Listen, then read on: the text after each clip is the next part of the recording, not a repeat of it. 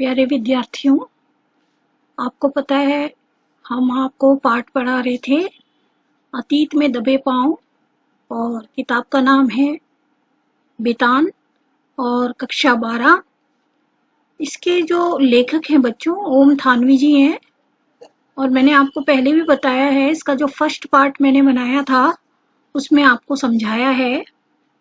ठीक है, यहाँ देखिए बच्चों, एक्सप्लेनेशन बाय सरस्वती दत्त। मैं इसका एक्सप्लेन कर रही हूँ, आपको बता रही हूँ इसके बारे में। देखिए बच्चों, मैंने आपको बताया था कि ओम थानवी जी हिंदी भाषा के, इनका जीवन परिचय पढ़ रहे हैं। आज हम थोड़ा सा जीवन परिचय देखेंगे। और मैंने आपको सिंधु घाटी की सभ्यता है ना बताया था पहले पार्ट में। और इसकी खोज जो है, हड़प्पा संस्कृति की खोज जो की है दयाराम साहनी ने 1921 में की है। और ये ओम थानवी जी का ना यात्रा वृत्तांत है। ठीक है, मैंने उसमें बताया आपको, उन्होंने वो पाकिस्तान के जो खंडर हैं, जो सिंधु कालीन हैं, वहां पर वो घूमने के लिए गए। और उन्हें लगा कि जो अतीत है उनके सामने आ चुका है, अर्थात जो पीछे बीत चुका है। उनकी गलियों में जैसे ही उन्होंने कदम रखा है ना, तो उनको ऐसा लगा कि जैसे ये सभ्यता पूरी की पूरी कैसे कैसे रही होगी, इसके बारे में उनको जानने की बड़ी उत्सुकता हुई। इसी के बारे में उन्होंने हमें समझाया भी है इस पाठ के माध्यम से। ठीक है, ओम थानवी जी हिंदी भाषा के लेखक, वरिष्ठ पत्रकार, संपादक तथा आलोचक हैं। ओम थानवी जी जो हैं वर्तमान में हरिदेव जोशी पत्रिका एवं संपादक, संस्थापक हैं और उसके कुलपति भी हैं। और इससे पूर्व, यहाँ देखें बच्चों, इससे पूर्व ये हम उनका परिचय पढ़ रहे हैं, उनके बारे में जान रहे हैं जिन्होंने ये पाठ लिखा है। और उनका नाम क्या है बच्चों? ओम थानवी। ये लिखा हुआ ऊपर मैंने, ओम थानवी जी का पाठ है। और पाठ का नाम अतीत में दबे पांव। बच्चों, ये पाठ जो है मोस्ट इम्पोर्टेंट है। मैं पहले भी बोल चुकी हूँ, इसमें से प्रश्न जरूर आता है। इसमें एक काफी लंबा प्रश्न दे देता है आपको, 5 या 6 नंबर का प्रश्न होता है और निबंधात्मक होता है। तो आप जब तक इस पाठ को पढ़ोगे नहीं, समझोगे नहीं, जानोगे नहीं, तो तब तक आप लिख नहीं पाओगे। ठीक है बच्चों, तो मैं ऐसे उम्मीद करती हूँ आपसे, इसको खूब अच्छे से, इस वीडियो को आप कम से कम बहुत बार पॉज कर करके देखें। ठीक है, रोक रोक के देखें। ठीक है, फिर इसको नोट करते जाएं अपनी कॉपी में, जो इम्पोर्टेंट चीजें उनको नोट भी कर लें। ठीक है, ओम थानवी वर्तमान में हरदेव जोशी पत्रिका एवं संस्थापक कुलपति भी हैं। और इससे पूर्व हिंदी के प्रमुख दैनिक अखबार जनसत्ता के संपादक रह चुके हैं। इनकी चर्चित कृति संस्मरण विधा में लिखी गई किताब मोहनजोदड़ो है। ठीक है, आगे देखें बच्चों, इनका जो जन्म है ना, जन्म देखें 1 अगस्त 1957, जन्म स्थान फलौदी, जोधपुर, राजस्थान। और भाषा जो है इनकी हिंदी है, विधाएं संस्मरण है। ये मतलब कि एक जीवन में घटने वाला, कोई कहीं हम घूमने के लिए गए, और घूमने के लिए गए तो हमने वहां पे जो जो चीज देखे उसी को संस्मरण कहते हैं बेटा। निबंध, आलोचना, मुख्य कृतियां जो है इनकी बच्चों, यात्रा संस्मरण है मोहनजोदड़ो करके, जो हम जिसमें से मैं आपको पढ़ा ही रही हूँ। और एक संकलन है अपने अपने अज्ञेय। और ये जो संस्मरण है इनका जो है अज्ञेय की जन्म शती पर इन्होंने 2 खंडों में इसको लिखा।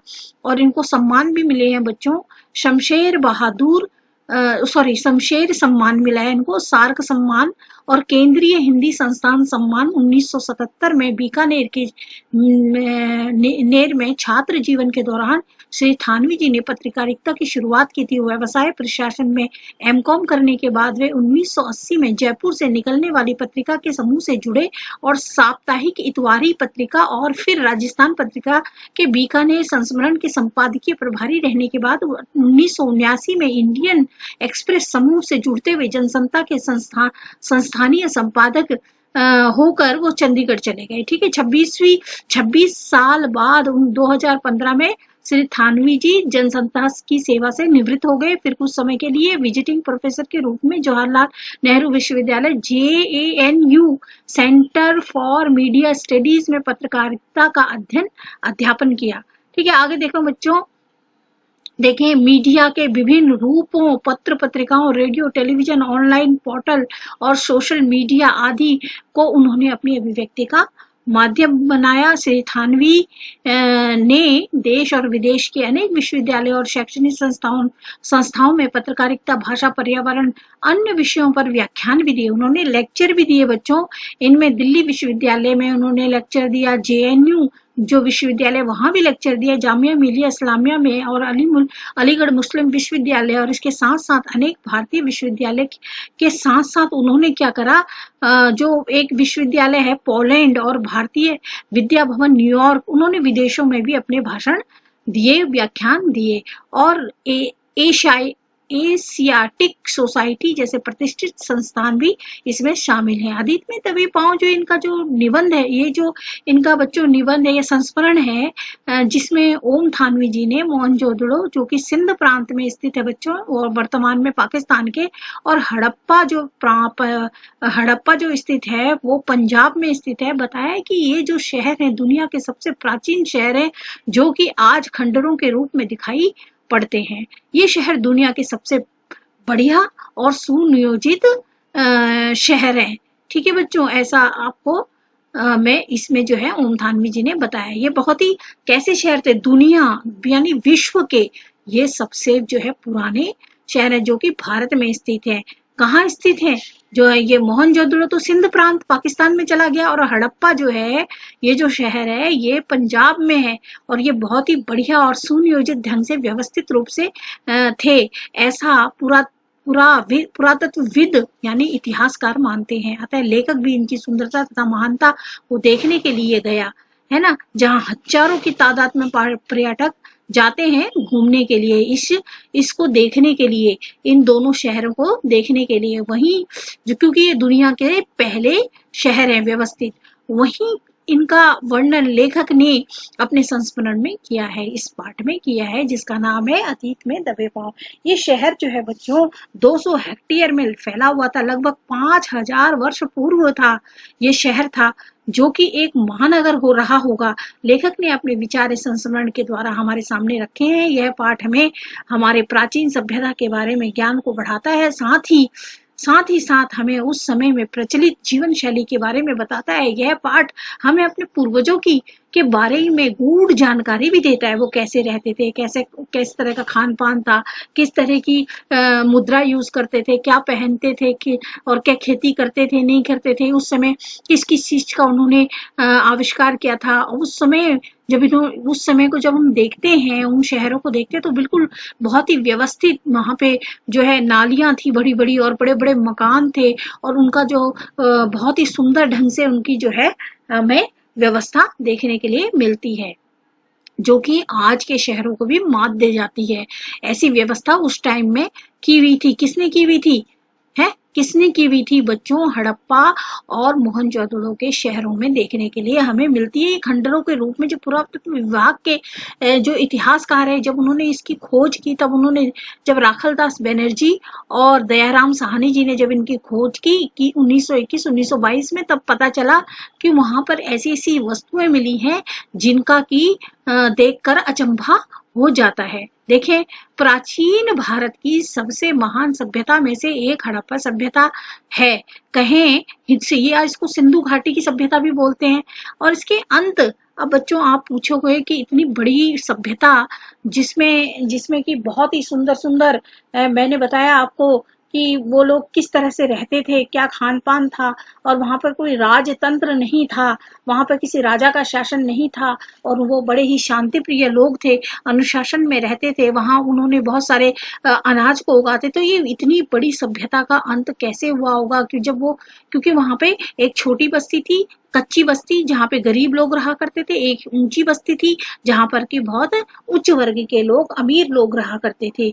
ऐसा तो इतना व्यवस्थित था। तो ये पूरी की पूरी सभ्यता, मन में एक प्रश्न उठता है कि कैसे नष्ट हो गई, क्या कारण रहे होंगे। तो ये जानने की उत्सुकता बच्चों आपके अंदर जरूर रही होगी। तो बाढ़ का एक प्रमुख कारण मानते हैं कि सिंधु सभ्यता जो है बाढ़ के कारण नष्ट हो गई होगी, और नदी ने अपना मार्ग बदल लिया होगा, क्योंकि पानी भर गया होगा। और इस परिस्थिति परिस्थितियों के कारण पूरी की पूरी सभ्यता जो है नष्ट हो गई होगी। दूसरा कारण भूकंप भी बताते हैं बच्चों, इसमें जो है इसको भूकंप ने भी जो है इस सभ्यता को पूरा के पूरा नष्ट और भ्रष्ट कर दिया। और तीसरा कारण सूखा और जल अभाव के कारण कई बारी भयंकर अकाल पड़े होंगे। अंततः आगे देखें बच्चों, अंततः यह सभ्यता धीरे धीरे नष्ट होती चली गई। चौथा कारण माना जाता है कि आर्यों का आक्रमण, आर्य विदेशी रहे थे और माना जाता है कि वे मध्य एशिया से वो भारत आए थे और मध्य एशिया की यह जाति बड़ी ही खूंखार निर्दयी, यहाँ पर उन्होंने हड़प्पा निवासियों को मौत के घाट उतार दिया है। एक अनुमान है बच्चों, ये मोहनजोदड़ो में से सबसे बड़ा जनसंहार हुआ होगा और बहुत बड़ी संख्या में लोगों को मारा होगा, क्योंकि विदेशी जाति के आक्रमण के कारण भी हड़प्पा संस्कृति का अंत रहा होगा, ऐसा जो है माना गया। अंततः सिंधु घाटी सभ्यता का लगभग 1800 ईस्वी पूर्व जो है उसका पतन हो गया और उसके पतन के जो कारण है बच्चों वो विवादित ही रहे।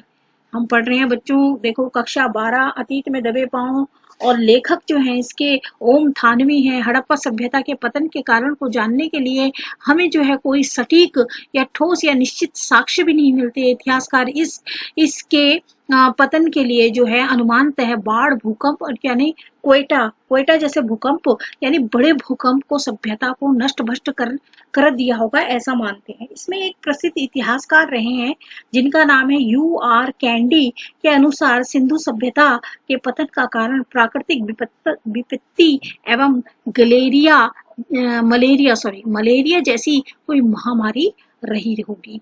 देखिए बच्चों, कक्षा 12 किताब बेतान, विषय हिंदी और पाठ जो हम आपको पढ़ा रहे हैं अतीत में दबे पांव, लेखक जो है ओम थानवी है ना। इसमें मैंने जो आपको बताया इसमें लेखक का परिचय है, ठीक है, और लेखक का परिचय उसमें अतीत में दबे पांव को शॉर्ट में मैंने बताया है। मोहनजोदड़ो तथा हड़प्पा सभ्यता का अंत कैसे हुआ है और इसकी खोज मैंने आपको बताई दी किसने की है।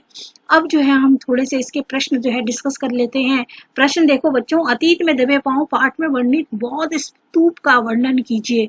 बहुत महत्वपूर्ण प्रश्न है। देखो बच्चों, मोहनजोदड़ो के खंडरों में सबसे ऊंचे चबूतरे पर एक बौद्ध स्तूप है और चबूतरा 25 फुट ऊंचा है। स्तूप का निर्माण काल 2600 वर्ष पूर्व का है। चबूतरे पर भिक्षुओं के कमरे बने हैं। और यहाँ देखो बच्चों, यह बौद्ध स्तूप भारत का सबसे पुराना लैंडस्केप है। लैंडस्केप जैसे कि एक मतलब कि एक होता है ऊंचाई में, है ना, एक होता है ऊंचाई में, है ना, लंबाई में, और एक है ये लैंडस्केप, मतलब ये काफी वैसे आयताकार रहा होगा, है ना। इस स्तूप को देखकर दर्शक रोमांचित हो उठते हैं। पुरातत्व मोहनजोदड़ो के स्तूप वाले भाग को गढ़ कहते हैं, ठीक है। मोहनजोदड़ो में जो है ये जो मोहनजोदड़ो का जो क्या कहते हैं, स्तूप को देखकर जो लोग हैं, स्तूप वाले भाग को लोग जो है गढ़ कह देते हैं। गढ़ के जो सामने जो बस्ती आती है उसको उच्च वर्ग की बस्ती कहा जाता है। इसके पीछे 5 किलोमीटर दूरी पर जो है सिंधु नदी बहती है। सिंधु स्तूप के टीले में महाकुंड के विहार की दशा में उतारा जा सकता है। इसको चाहे ना करो, उस स्तूप का टीले जो बने हैं ना, टीले, वहां पर महाकुंड विहार की दिशा में उतारा जा सकता है। वहां पे कुंड भी बना हुआ है जल का, ठीक है, कुंड मतलब जल।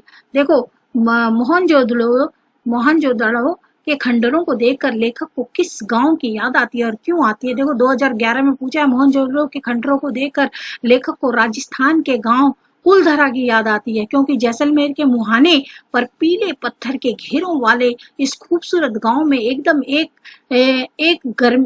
गमी व्याप्त है ना, गर्मी व्याप्त है। मोहनजोदड़ो की तरह इस गांव के में घर हैं, लोग नहीं हैं। कोई 150 साल पहले राजा से टकरार हो गई। उनके स्वाभिमानी गांव पर हर बाशिंदा रातों रात अपना घर छोड़कर चला गया। दरवाजे आस पास पीछे लोग उठा ले गए, दरवाजे भी उठा के ले गए और घर खंडर हो गए, पर ढहे नहीं। घरों की दीवारें, प्रवेश खिड़कियां ऐसे लगती हैं जैसे कि कल ही बनी हूँ। अतीत में दबे पांव शब्द का अर्थ है। देखो, अतीत में दबे पांव मैंने पहले ही बताया, इसका इतिहास में छिपे मानव सभ्यता का अवशेष या प्रमाण कहते हैं। 2010 में पूछा गया है ये। सिंधु घाटी की सभ्यता को जल संस्कृति क्यों कहा जाता है? 2013 में पूछा है। नदी, कुएं, स्नानागार और बेजोड़ निष्कासित व्यवस्था को देखते हुए लेखक पाठकों से पूछता है कि क्या हम सिंधु घाटी सभ्यता को जल संस्कृति कह सकते हैं? आपका जवाब लेखक के पक्ष में है या विपक्ष में है, तर्क दें। क्या हम दूसरा देखें बच्चों, क्या हम सिंधु घाटी सभ्यता को जल संस्कृति कह सकते हैं? 2015 में जो है ये पूछा है। अगर किसी भी प्रकार से प्रश्न आता है तो आपको उत्तर ऐसे लिखना है। देखिए बच्चों, यहाँ देखें, मोहनजोदड़ो में लगभग 700 कुएं हैं। ये सामूहिक प्रयोग के लिए होंगे, है ना। यहाँ की जो सड़कें हैं समानांतर हैं, दोनों ओर से मुख्य नालियां बनी है ना। एक हौदी में जाकर गिरती हैं। बहुत ही सिस्टमेटिक ढंग से मिलता है हमको ये। एक यहाँ जाल की तरह जुड़कर बाहर की ओर चली जाती हैं। अनुष्ठान में महाकुंड में भी जलापूर्ति के लिए कुएं तथा जल से निष्कासित होने वाली नालियां बनी हुई हैं। सभी नालियां अनगढ़ पत्थर से ढकी हुई हैं। देखो, नालियों को सुंदर ढंग से ढका भी है। कुंड के निकट दो पात्रों में 8 स्नानागार बने हुए हैं। देखो, है ना। कुंड में दो निकट जो पास में है 8 स्नानागार बने हैं। इसमें से किसी का भी दरवाजा एक दूसरे के सामने नहीं खुलता है। मोहनजोदड़ो के निकट से ही सिंधु नदी बहती है। यह सभ्यता कृषि प्रधान थी, अतः यहाँ जल का जीवन में अत्यधिक प्रयोग किया जाता है। साथ ही उसके महत्व को दृष्टिगत रखते हुए उसके उचित प्रबंधन की व्यवस्था भी की गई है। इस सभ्यता को हम निश्चित रूप से जल संस्कृति भी कह सकते हैं। यहाँ पे पानी की किसी भी प्रकार की कोई कमी नहीं थी। यहाँ देखें, मोहनजोदड़ो की नगर व्यवस्था की रचना का वर्णन कीजिए। 2013, 18 और 2009 में मोहनजोदड़ो नगर नियोजित की अनूठी मिसाल है। पठित पाठ के आधार पर मोहनजोदड़ो के नगर नियोजित की विशेषताओं पर प्रकाश डालिए। देखिए बच्चों, यहाँ देखें, ये प्रश्न जो है बहुत ही बार पूछा गया है। देखो, अलग अलग तरीके से पूछ रहा है। ऐसे मोहनजोदड़ो या फिर से हड़प्पा संस्कृति या फिर सिंधु सभ्यता या ताम्रकालीन सभ्यता, ताम्रकालीन युगीन सभ्यता, कुछ भी इसको इन 3-4 नामों से पुकारा जाता है। सिंधु सभ्यता की नगर योजना पर प्रकाश डाले 2010। पठित पाठ के आधार पर मोहनजोदड़ो के नगर नियोजन पर प्रकाश डाले 2015। सिंधु घाटी की सभ्यता पर संक्षेप में प्रकाश डाले 2011। मोहनजोदड़ो की नगर व्यवस्था बड़ी मनोमुग्धकारी थी। पठित पाठ के आधार पर स्पष्ट कीजिए। सिंधु घाटी की सभ्यता की प्रमुख विशेषता बताइए। 2012 और 15 में, है ना। मोहनजोदड़ो सिंधु सभ्यता का सबसे बड़ा शहर ही नहीं था, अपितु साधन और व्यवस्था से समृद्ध था। इस कथन को स्पष्ट कीजिए 2017 में। किसी भी तरीके से प्रश्न पूछ लेगा बच्चों, घबराना नहीं है। आप इसको पढ़ लीजिए, है ना। मैं आपको पढ़ा रही हूँ, अब आपका काम क्या है, इसको याद करना, बार बार वीडियो को सुना। मोहनजोदड़ो के नगर निर्माण के विषय में लेखक कौन? ओम थानवी बताता है कि मोहनजोदड़ो के विषय में धारणा थी कि अपने दौर में वह घाटी की सभ्यता का केंद्र रहा होगा, यानी एक तरह की राजधानी माना जाता है। माना जाता है कि यह शहर 200 हेक्टेयर क्षेत्र में फैला था। इसकी जनसंख्या लगभग 85,000 थी और स्पष्ट है कि 5,000 वर्ष पूर्व आज के महानगर को भी ये जो है मात दे देता है। उससे भी बहुत ही बढ़िया ढंग से बना हुआ था, है ना। और महत्वपूर्ण तथ्य है कि सिंधु घाटी मैदान की संस्कृति पर पूरा मोहनजोदड़ो छोटे छोटे टीलों पर बसा हुआ था। ये टीले बच्चों प्राकृतिक नहीं थे।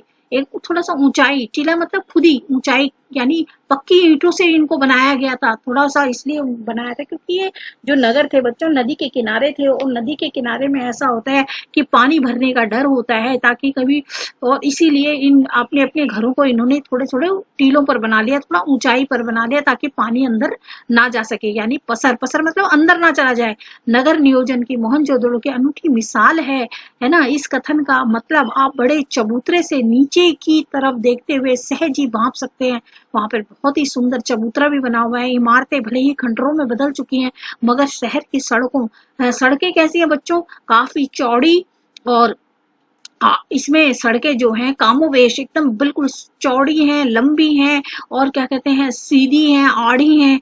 नगर से 5 किलोमीटर दूर सिंधु नदी बहती है। 5 किलोमीटर की दूरी पर नदी बहती है। स्तूप वाले चबूतरे के पीछे गढ़ है और ठीक सामने उच्च वर्ग की बस्ती है और दक्षिण की ओर खंडर है।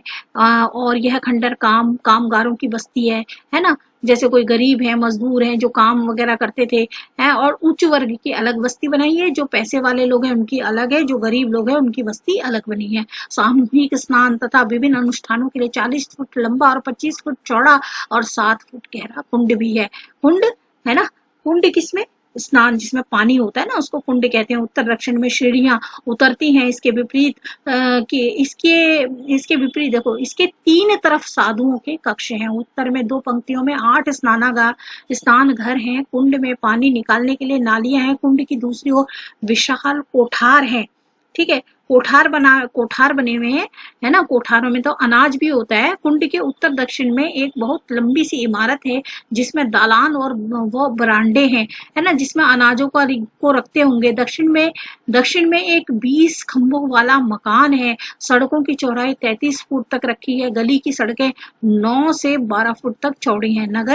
नगर की गलियों नालियों के बारे में लेखक लिखता है कि ढकी हुई है। नालियां मुख्य सड़क के दोनों ओर समानांतर दिखाई देती हैं। देखो, बस्ती के भीतर भी इनका यही रूप है। हर घर में एक स्नान घर है।